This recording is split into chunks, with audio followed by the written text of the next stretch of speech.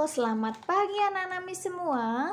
Semoga dalam keadaan sehat walafiat. Nah, hari ini kita tetap akan mengikuti pembelajaran tematik tema 2G, subtema 2 tentang kebersamaan di sekolah. Bagaimana kebersamaanmu dengan teman-teman di sekolah? Ayo ceritakan.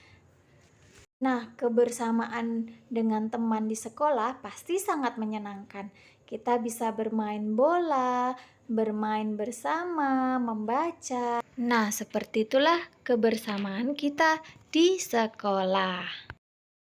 Nah, hari ini kita akan mempelajari pembelajaran 1, halaman 30. Silahkan dibuka bukunya ya.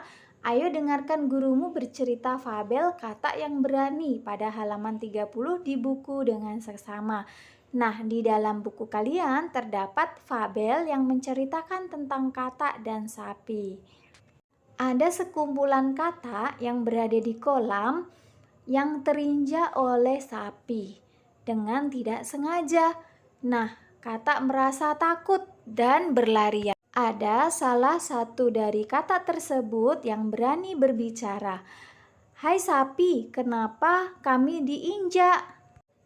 Oh, aku menginjak kalian ya? Nah, ternyata sapi tidak tahu kalau menginjak kawanan kata.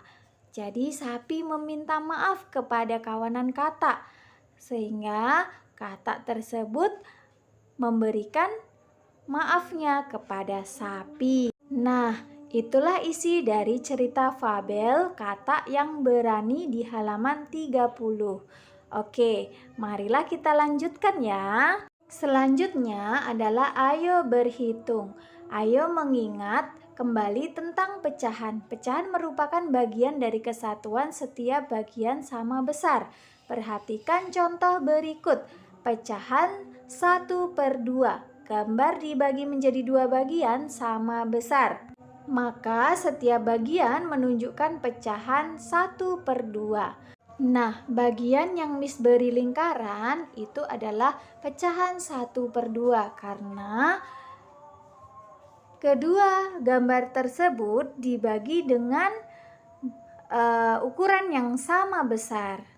Nah, sedangkan gambar yang Miss beri tanda kotak bukan pecahan 1/2 karena setiap gambar dibagi menjadi 2 bagian tidak sama besar. Maka setiap bagian gambar tidak menunjukkan pecahan 1/2. Nah, tahu bedanya kan anak-anak semua? Pecahan 1/2 gambarnya seperti apa? Nah, perhatikan gambarnya dengan seksama ya. Selanjutnya, masih di materi yang sama, perhatikan gambar berikut. Satu gambar dibagi menjadi 3 bagian sama besar. Bagian yang diwarnai dapat dinyatakan dengan pecahan 1/3.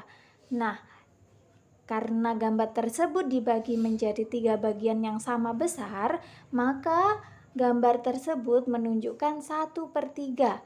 1 adalah bagian yang diarsir dan 3 adalah bagian yang dibagi. Oke, next. Dan gambar selanjutnya, satu gambar dibagi menjadi 4 bagian sama besar. Bagian yang diwarnai dapat dinyatakan dengan pecahan 1/4.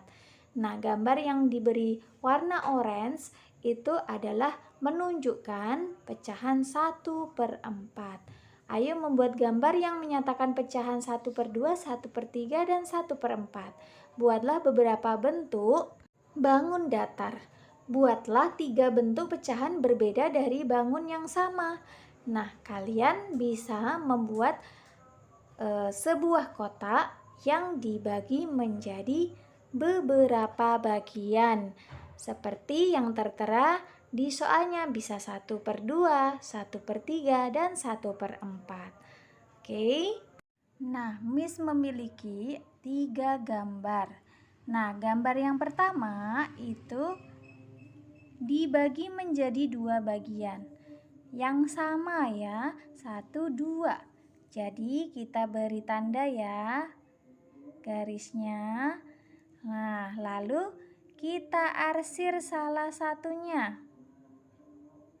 Nah, ini pecahan ini menunjukkan 1/2. Selanjutnya, gambar yang kedua, Miss memiliki sebuah persegi panjang. Dibagi menjadi 3 bagian, 1, 2, 3. Nah, kita tebalkan ya garisnya. Oke, kita beri tanda arsir di salah satu pembagiannya. Berapakah nilai bangun datar ini? Nilai pecahnya adalah 1/3. Oke, 1 ini menunjukkan bagian yang diarsir dan 3 adalah pembagian ruangnya ya, 1, 2, 3. Oke, next, yang ketiga, Miss memiliki satu bangun persegi panjang yang dibagi menjadi 4 bagian, 1, 2, 3, 4. Nah, kita arsir salah satu bagiannya. Oke, kita arsir 1 ya. Nah, bangun persegi panjang ini menunjukkan sebuah pecahan, yaitu berapa? Iya betul, 1/4. Oke, mengerti ya anak-anak Miss semua? Pecahan 1/2, 1/3, dan 1/4. Nah, tahu bedanya ya? Yang penting di setiap pecahan itu kita harus membaginya dengan sama besar ya. Kita bagi ini seperti contohnya 1/2, bagian sisi kiri dengan sisi kanan itu ukurannya sama besar. Oke, next. Oke, untuk pembelajaran selanjutnya adalah ayo menari. Ayo menari dengan menirukan gerakan kata. Perhatikan petunjuk gerakan-gerakannya di bukumu. Nah, gerakannya seperti apa? Perhatikan ya. Berdirilah dengan kedua tangan di depan. Gerakan badan miring ke kanan lalu meloncat jongkok. Gerakan badan miring ke kiri lalu meloncat jongkok. Berjongkoklah dengan tangan dibuka selebar bahu. Melompatlah ke depan sebanyak 2 kali. Setelah itu berdiri dan goyangkan pinggul ke kanan dan ke kiri. Meloncat, maju dan mundur, tangan digerakkan ke atas dan ke bawah. Nah, lakukan gerakan seperti kata tersebut ya. Boleh kalian tambahkan dengan gerakan lainnya. Materi selanjutnya, ayo berlatih. Kerjakan soal-soal di bawah ini. 1. Bacalah kutipan dongeng berikut. Seekor kelinci hidup di hutan. Ia tidak memiliki teman. Ia melihat burung-burung di langit terbang bersama kelompoknya. Kelinci bersedih karena kesepian. Andai aku punya teman yang banyak seperti burung-burung itu, aku tidak akan kesepian. Ia lalu memutuskan keluar hutan untuk mencari teman. Marilah kita kerjakan soalnya bersama-sama ya. A. Apakah cerita di atas merupakan fabel?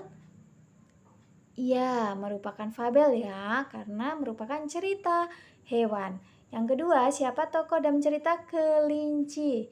Yang ketiga, di mana kelinci tinggal? Iya, di hutan. Nah, untuk PR-nya adalah nomor 2. Bagi dan warnailah gambar sesuai nilai pecahan yang diberikan. Nah, nomor 2 yang Miss beri tanda kotak, itu adalah PR yang harus dikerjakan untuk pembelajaran 1. Oke, kita lanjutkan di pembelajaran 2. Ayo mengamati. Anak perempuan disebut putri dan anak laki-laki disebut putra.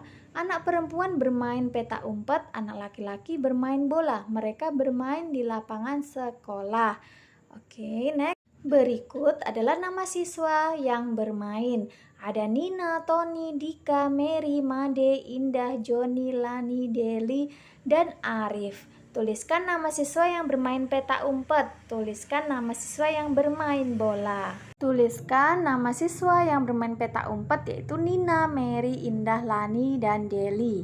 Dan yang bermain bola adalah Tony, Dika, Made, Joni, dan Arif. Oke, next. Ayo membaca. Ayo bacalah fabel ulat bulu dan kupu-kupu pada halaman 37 di bukumu dengan seksama.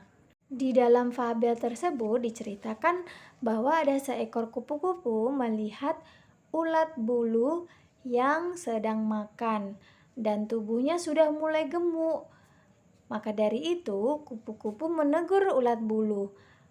"Hai ulat bulu, tubuhmu sudah gemuk. Bagaimana kamu bergerak dengan badan yang gemuk?" Ulat bulu menjawab, "Hai kupu-kupu yang cantik, aku makan agar tubuhku menjadi sehat. Nanti aku akan menjadi kupu-kupu yang cantik sepertimu." Beberapa hari kemudian, ulat bulu berubah menjadi kupu-kupu. Ia memiliki sayap yang indah. Kupu-kupu yang kemarin mengejeknya pun meminta maaf. "Maafkan aku temanku, aku tidak seharusnya mengolok-ngolokmu," kata si kupu-kupu menyesal. Ulat bulu yang telah menjadi kupu-kupu memaafkan temannya. Kini mereka berteman dan terbang bersama. Lengkapilah kalimat-kalimat berikut sesuai cerita yang di halaman 38 ya. Nomor 1, ulat bulu memiliki bulu berwarna hitam. Kupu-kupu sedang terbang di taman. Kupu-kupu memiliki sayap yang indah. Kupu-kupu mengejek ulat bulu karena gemuk. Akhirnya kupu-kupu memaafkan kepada temannya. Nah, begitulah cerita fabel ulat bulu dan kupu-kupu. Oke, next. Ayo peragakan. Nina dan teman-teman bermain di kolam renang. Mereka bermain lempar tangkap bola di kolam renang. Nah, peragaan lempar tangkap bola ini akan dijelaskan di pembelajaran PJOK. Oke, marilah kita lanjutkan pembelajaran selanjutnya ya, yaitu ayo berlatih.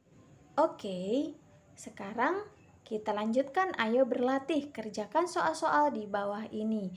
Bacalah kembali fabel ulat bulu dan kupu-kupu untuk menjawab soal nomor 1 dan 2. Nah, soal nomor 1, tuliskan 3 kalimat yang sesuai isi fabel tersebut. Contohnya adalah 1, yaitu kupu-kupu memiliki sayap yang indah. 2, ulat bulu memiliki bulu yang lebat dan berwarna hitam. Yang ketiga, ulat bulu memaafkan kupu-kupu. Oke, next. Yaitu untuk PR-nya yang Miss beri tanda kotak warna merah. Nah, itu nomor 2 PR-nya ya, dikerjakan di buku tugasnya masing-masing. Oke, next. Nah, untuk nomor 3, lingkarilah anak laki-laki yang terdapat pada gambar. Nah, ini Miss sudah beri lingkaran anak laki-laki yang ada di gambar tersebut. Jadi, ada 3 anak laki-laki di gambar tersebut. Demikian pembelajaran tematik kita hari ini. Dan jangan lupa dikirimkan tugasnya ke guru kelasnya masing-masing. Thank you for attention. See you next meeting. Bye-bye.